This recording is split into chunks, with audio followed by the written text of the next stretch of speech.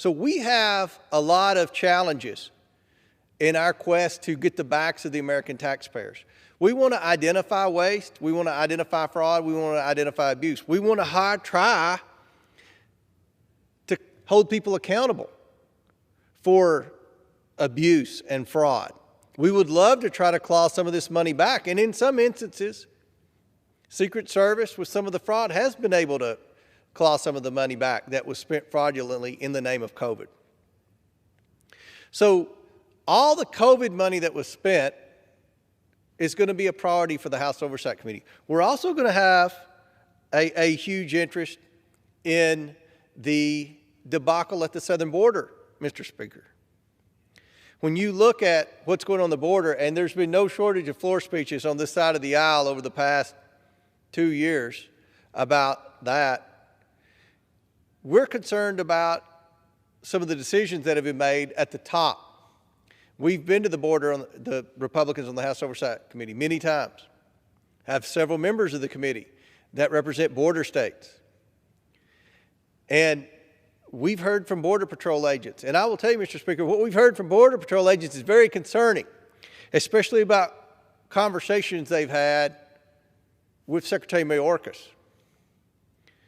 So in a recent trip to the southern border about a week or so ago, Leader McCarthy announced that investigating the potential wrongdoing at the southern border would be a priority in the next Congress, and that Mr. Jordan and Mr. Comer would oversee the investigation. So we are going to do that. We're going to do that on day one.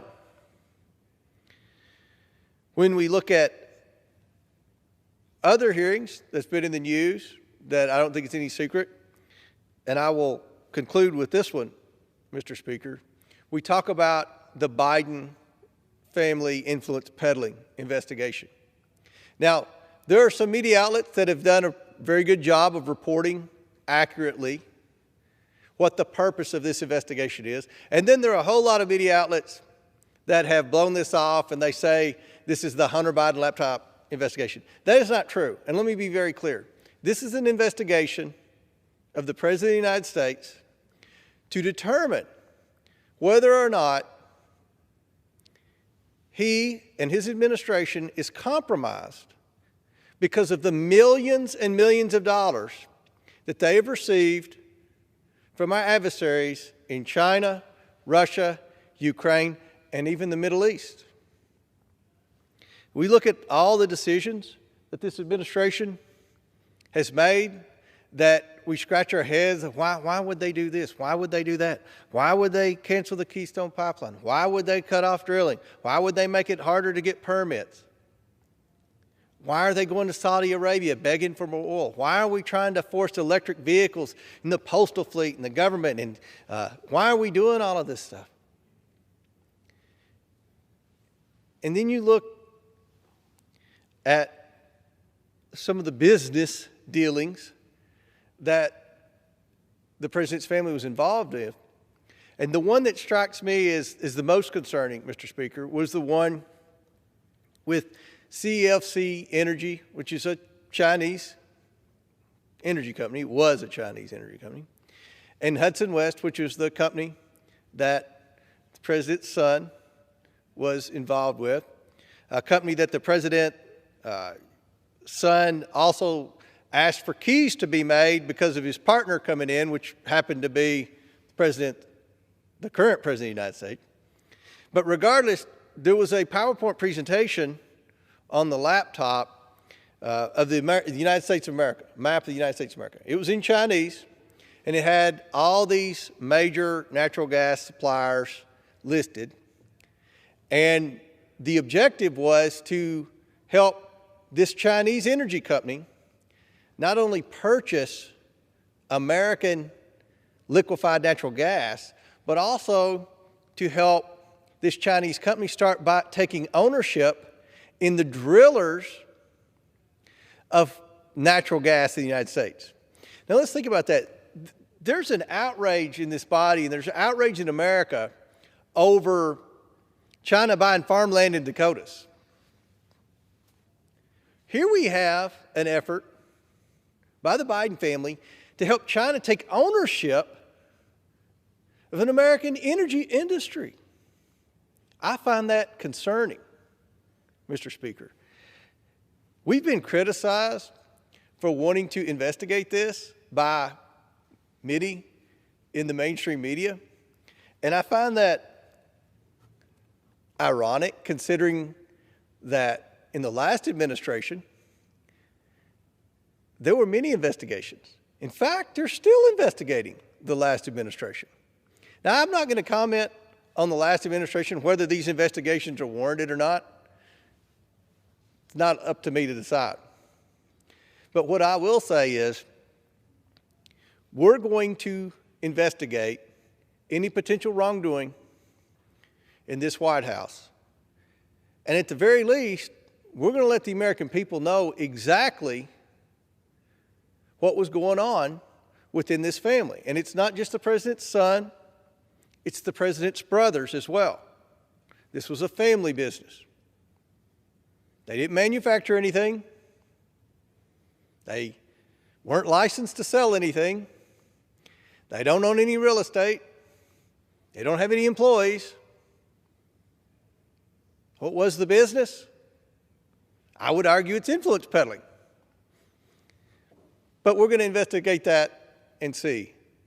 So the one challenge I have, and that we will have providing oversight on this side of the aisle, from this side of the aisle, is to restore confidence in congressional oversight. Because let's just be honest, Mr. Speaker, and I blame both parties for this, congressional oversight doesn't have a lot of credibility.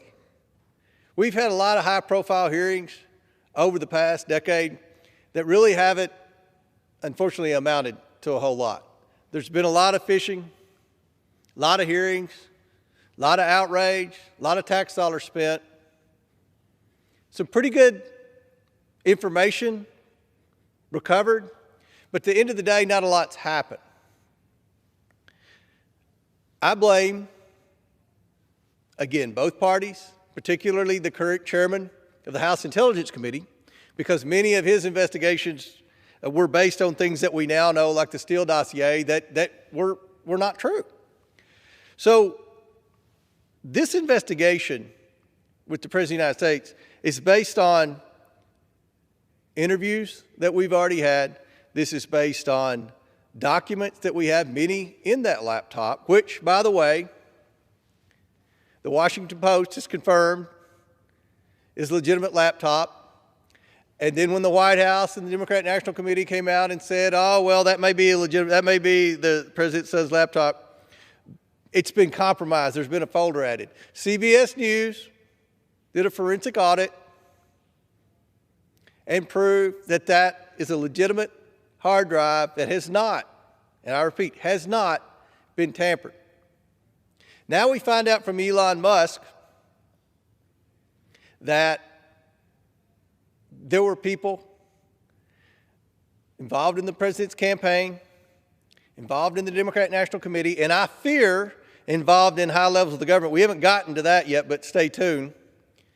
That we're telling everyone, especially in the social media companies, oh, that's not true. That's Russian disinformation. Very concerning, because one must ask oneself, why were they doing that? What's on that computer? And don't tell me, Mr. Speaker, it's a bunch of pictures and videos. I don't care about the pictures and video. It's the data on there about the Biden family influence peddling with our adversaries across the globe. And that, Mr. Speaker, is why the House Oversight Committee will investigate the President of the United States for any potential wrongdoing and try to determine whether or not this administration is compromised. So, Mr. Speaker, I thank you for the time today. I thank you for the opportunity to tell the American people a little bit about what the House Oversight Committee's goals and objectives are in the next Congress. We have a big job. Not only do we have trillions of dollars to try to account for that have been misappropriated, misspent, abused in this body, we also have a lot of investigations to conduct, while at the same time trying to restore credibility for congressional investigation. So I look forward to working with every member of this body, Mr. Speaker. And with that, I yield back the balance of my time.